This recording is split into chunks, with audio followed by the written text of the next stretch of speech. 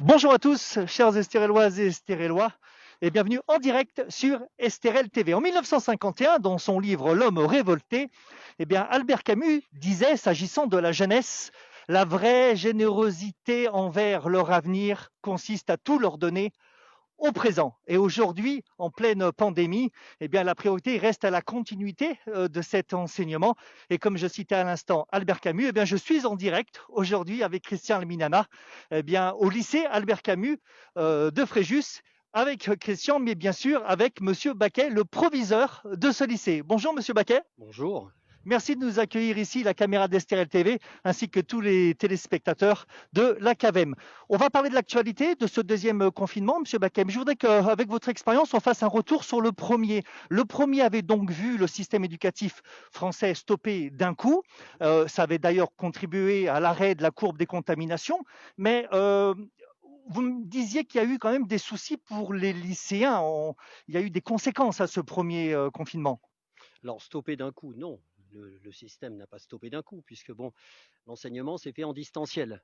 Donc ça a été effectivement nouveau pour les enseignants, nouveau pour l'institution, mais bon, ça n'a pas été stoppé d'un coup. Nous avons continué à travailler, les enseignants ont été remarquables d'imagination, se sont adaptés, donc on a été accompagnés aussi sur ce dispositif. Nous les avons accompagnés aussi, et nous avons veillé effectivement à ce que nos élèves puissent être suivis et aussi ne perdent pas leur temps, d'accord, et soient accompagnés d'un point de vue scolaire, d'un point de vue personnel aussi, parce que c'est pas facile.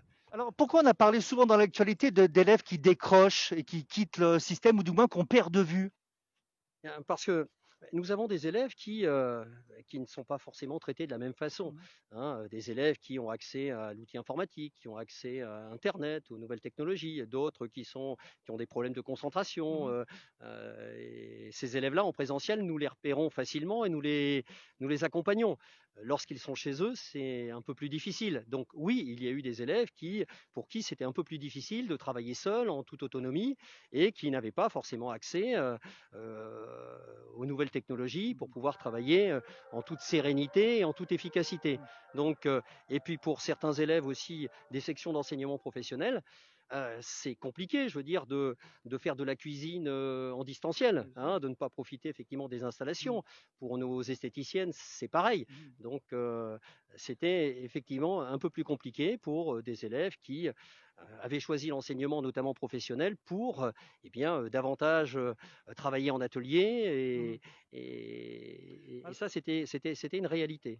Donc, quelques difficultés quand même. Donc, quand le ministère de l'Éducation, pour ce deuxième confinement, décide qu'entre le choix de rester ouvert ou de rester fermé, on décide pour ce deuxième confinement de laisser ouvert les lycées. Comment vous accueillez cette nouvelle, vous? Plutôt bien, plutôt mal? Ben, plutôt très bien. C'est-à-dire que bon, un lycée sans élèves, sans professeurs, c'est terrible à vivre. Donc, avec mon adjoint, nous étions tous les jours dans ce lycée à rester en contact avec nos enseignants, avec nos élèves, avec les parents aussi qui en avaient besoin. Mais retrouver nos élèves, retrouver les familles, retrouver les professeurs, ça a été une joie absolue. Donc, Alors, avec bien sûr un protocole sanitaire draconien, renforcé, c'est là où on a entendu parler de ce premier plan de continuité pédagogique mis en place par le ministère, par vos soins bien sûr.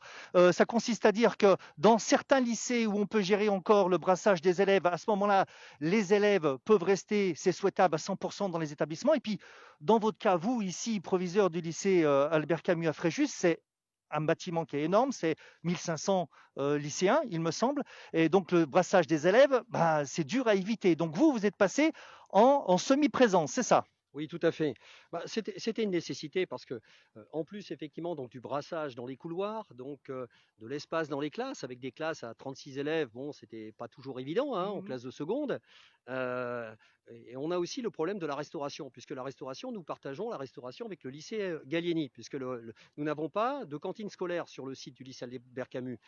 Ce qui, à mon avis, mérite une réflexion pour les années à venir, de façon à ce que notre lycée, vu sa taille, puisse avoir sa propre cantine, de façon à ce que nous puissions organiser nous-mêmes l'ordre de passage, le temps de passage. Là, nous partageons effectivement un espace relativement restreint avec le lycée Gallieni et ça n'était pas sans poser de problème. Surtout que le temps du midi était relativement court, hein, puisque nous avons des impératifs eh bien, d'occupation des salles. Avec la réforme du lycée, nous avons eh bien, multiplié les groupes hein, en enseignement de spécialité notamment, hein, des impératifs de transport aussi, qui fait que le midi, la pause méridienne est relativement courte.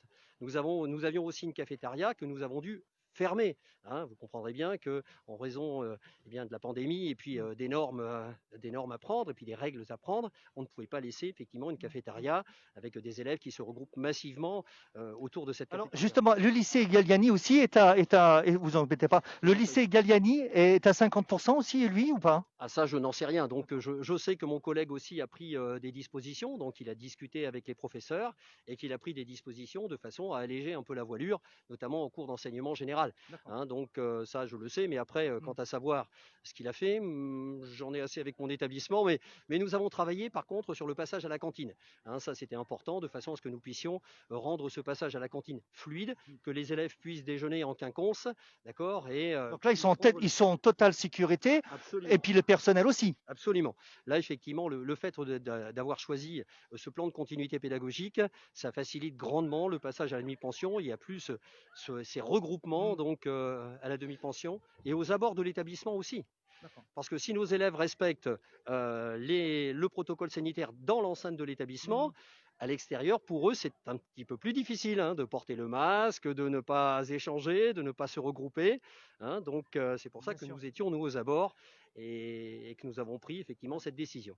D'accord, donc là, vous êtes très rassurant par rapport à l'organisation et par rapport aussi à la cantine, on a bien compris. Là, c'est l'heure de la récré, donc finalement, aujourd'hui, il y a 50% d'élèves, pas plus, dans l'établissement. Alors, un tout petit peu plus, puisque bon, nous n'avons pas mis en distanciel l'ensemble des formations. Par exemple, les CAP, donc qui sont en petits effectifs, eh bien, nous avons maintenu l'emploi du temps normal.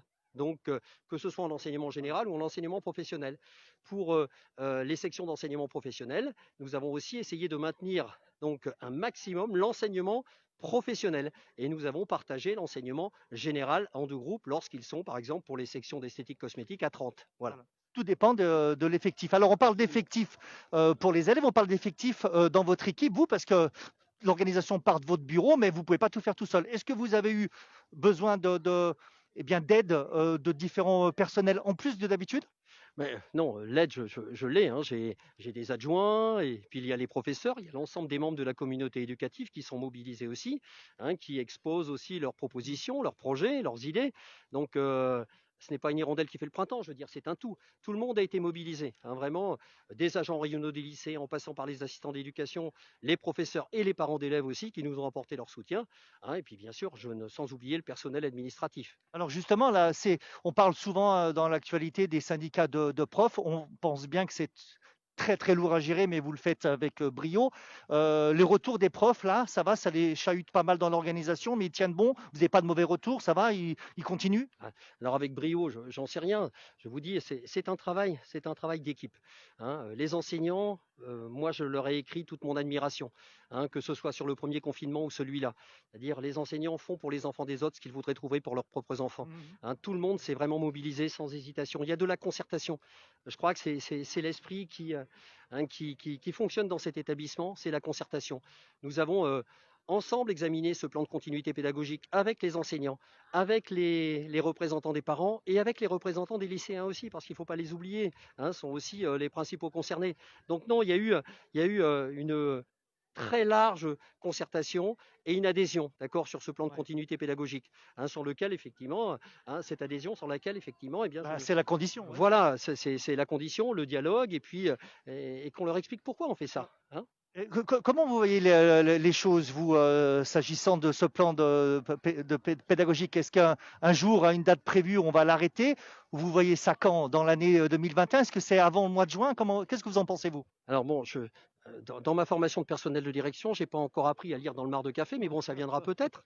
Mais toujours est-il que j'espère que le respect des gestes barrières, le fait effectivement d'avoir mis la moitié du lycée en distanciel, donc ne les autoriser à sortir qu'une heure par jour et dans un rayon d'1 kilomètre, hein, ça permettra eh bien, d'éviter la propagation du virus.